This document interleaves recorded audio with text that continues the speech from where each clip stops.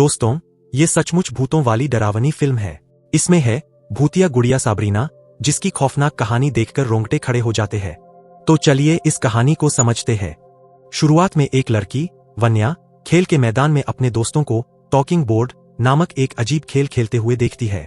ये खेल भूतों से संपर्क करने के लिए किया जाता है, जिसमें बोर्ड पर हाँ या नहीं जैसे जवाब आते हैं। खेल के दौरान दोस्तों ने मस्ती में एक लड़के से पूछा कि क्या वो रात को बिस्तर गीला करता है, और अगले ही पल बोर्ड का पेन उसकी ओर इशारा करने लगा। बाकी बच्चों को लगा कि वो मजाक कर रहा है और सब चले गए, लेकिन ये अजीब चीज वन्या को बहुत दिलचस्प लगी। असल में वन्या की माँ कई साल पहले गुजर चुकी है और वो उनसे बात करने के लिए तरसती है। लड़के से तरीका समझकर वन्या ने उसी रात बोर्ड का इस्तेमाल शुरू किए। थोड़ी डर के बावजूद उसने अपनी माँ से संपर्क करने की कोशिश की। बोर्ड से पूछा कि क्या उसकी माँ की आत्मा वही है। जब जवाब में हाँ मिला तो लड़की बेहद उत्साहित होगा।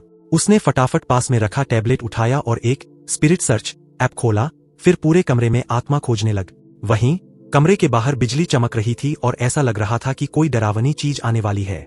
जैसे जैसे एनर्जी बढ़ने लगी, वन्या एक स्टोर रूम में पहुंची और वहां उसे दूर एक छाया दिखाई। डर से चिल्लाने के बाद उसे एहसास हुआ कि वो उसकी बुआ को पता चला कि वन्या अपनी माँ की आत्मा से बात करने की कोशिश कर रही थी, तो उसे देखकर दुखी हुई। उन्होंने उसे डांटने के बजाय एक गुड़िया दी ताकि वन्या का दिल थोड़ा ठीक हो सके। लेकिन जैसे ही बुआ चली गईं, वो गुड़िया अजीब तरह से हिलने लगी। अगले दिन बुआ ने देखा कि वन्या अब पुराने उदासी से बाहर निकल चुकी थी, पर उसके चेहरे पर एक अजीब मुस्कान थी, जैसे वो माँ बाप की मौत के दर्द से बाहर आ गई। उस दिन जब वन्या स्कूल चली गई तो मैरी के साथ अजीब चीजें होने लगी। वो कपड़े सिल रही थी, तभी उसने म्यूजिक बॉक्स से आवाज सुनी।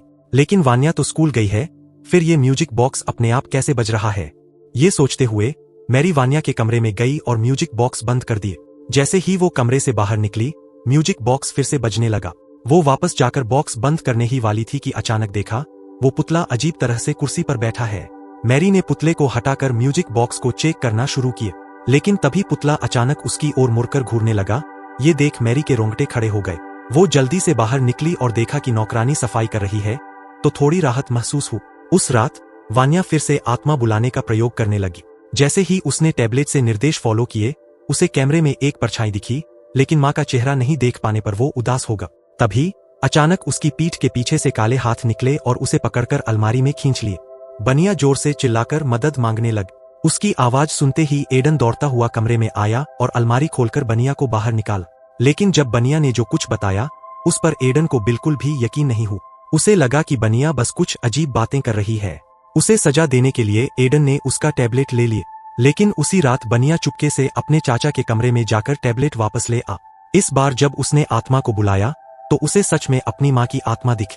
माँ बनिया को वापस उसके कमरे में ले गई और उसे हमेशा की तरह सुला दिए। अगले सुबह जब मैरी ने बनिया को नाश्ते के लिए बुलाने के लिए दरवाजा बंद किया, तो उसे अंदर से बनिया की किसी से बात करने की आवाज सुनाई। उसने दरवाजा फिर से खोला, लेकिन वहां कोई नहीं था। उसे लगा कि शायद बनिया अपने ही ख्यालों में मग्न है। 10 मिनट बीत गए और जब एडन और मैरी ने देखा कि बनिया अभी तक नीचे नहीं आई, तो उसे देखने ऊपर जा रहे थे। लेकिन रास्ते में अचानक एक गुड़िया ने उनका रास्ता रोक लिया। उन्होंने देखा कि वह गुड़िया स्टोर रूम के दरवाजे पर खड़ी है, तो मैरी वहां जाने लग। लेकिन अजीब बात यह थी कि वह गुड़िया उसके पीछे पीछे चलती हुई कमरे में आ गई। अचानक एक हल्की आवाज सुनाई देती है और मैरी तुरंत मुड़कर देखती है, लेकिन वो डरावना गुड़िया गायब हो चुका होता है। आवाज की दिशा में मैरी धीरे धीरे चलती है और एक जगह पर रुकती है। तभी वन्या उसे बताती है कि उसने अपने दोस्त के स्पिरिट बोर्ड से अपनी माँ की आत्मा को बुलाया है और अब वो अपनी माँ के साथ छुपन छुपाई खेल रही है। यह सुनकर चाचा को लगता है कि वन्या अभी भी अपने माता पिता की मौत के सदमे से बाहर नहीं आ पाई है।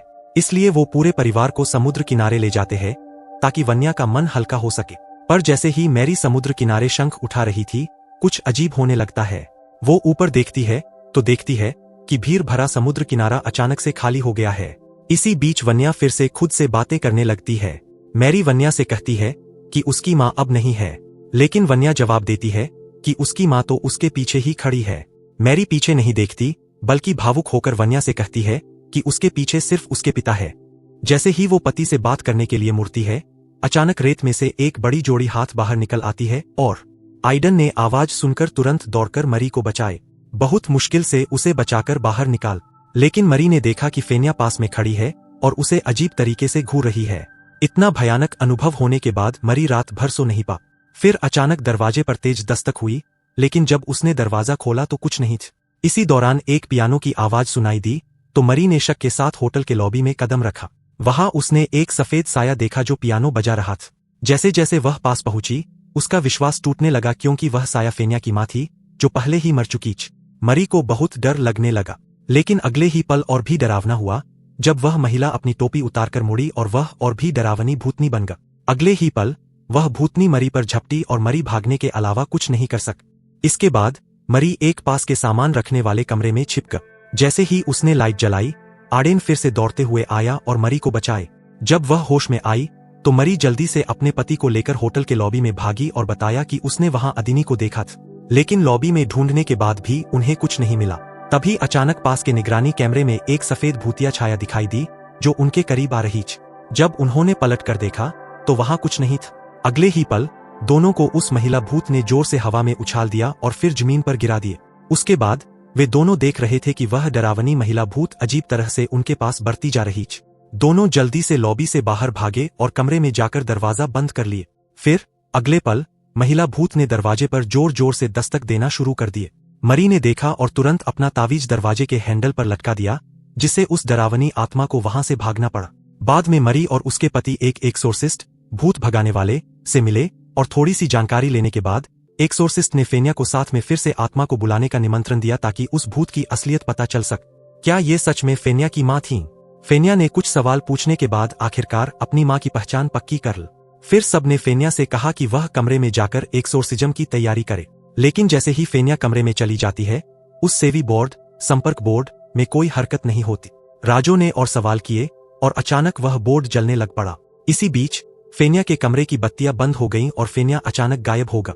जब नानी को बड़ी मुश्किल से फेन्या मिली तो वह देखती है कि फेन्या पर एक भूत का साया हो चुका है।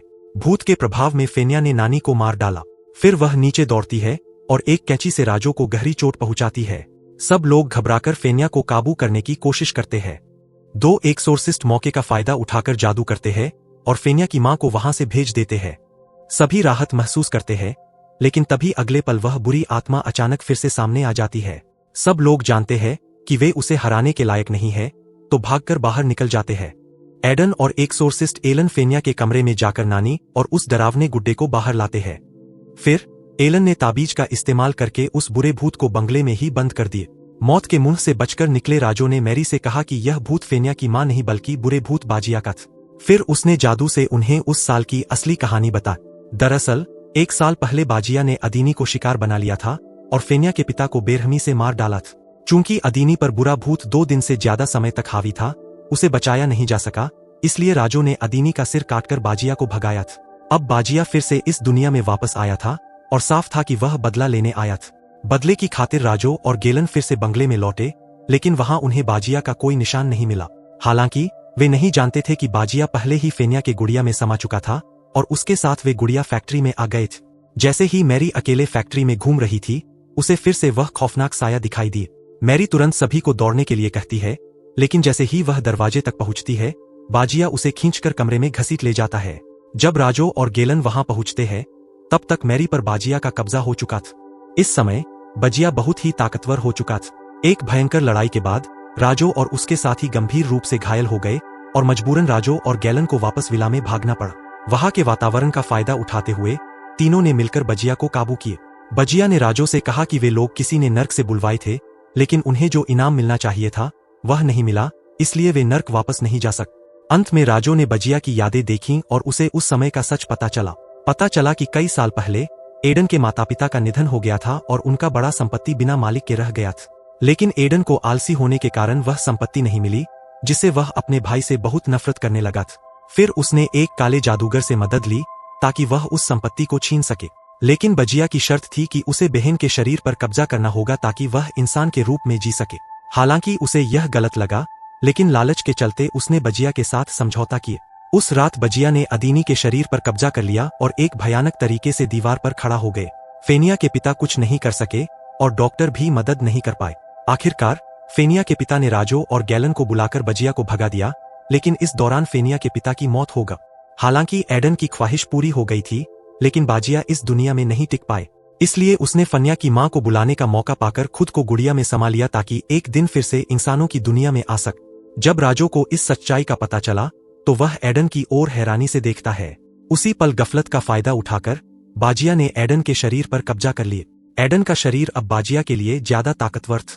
बाजिया ने एक हाथ से गैलन को उठाकर दूर फेंक दिए। राजो ने तुरंत खुद को बचाने के लिए पास के एक कमरे में छिपने की कोशिश की, मगर अब पीछे हटने की जगह नहीं थी। अपने मरे हुए पति और बच्चे का ख्याल आते ही राजो ने आखिरी कोशिश करने का फैसला किया। जैसे ही बाजिया उसकी ओर झपटा, उसने ताबीज से बाजिया का गला दबोच लिया। गैलन ने उसी वक्त मैरी को कारखाने में जाकर उस गुड़िया को लाने को कहा जिसमें बाजिया का वास था। फिर गैलन ने गुड़िया में खंजर घोंप दिया और बाजिया को बाहर निकाल दिए। लेकिन अचानक बाजिया एक शीशे में दिखाई दिए। राजो और गैलन ने शीशे को तोड़ा, जिससे बाजिया का असली रूप सामने आए। राजो ने तुरंत उसे कमजोर पाकर उसे मारने का हथियार निकाला और बाजिया पर वार कर दिए। बाजिया का पूरी तरह अंत हो गया और एडन को पुलिस ने गिरफ्तार कर लिया। अगले दिन जब फन्या उठी तो उसने अपने घर में अपनी मां की परछाई फिर देखी। तो दोस्तों, आज की कहानी यहीं खत्म होती है। अगले वीडियो में फिर मिलेंगे।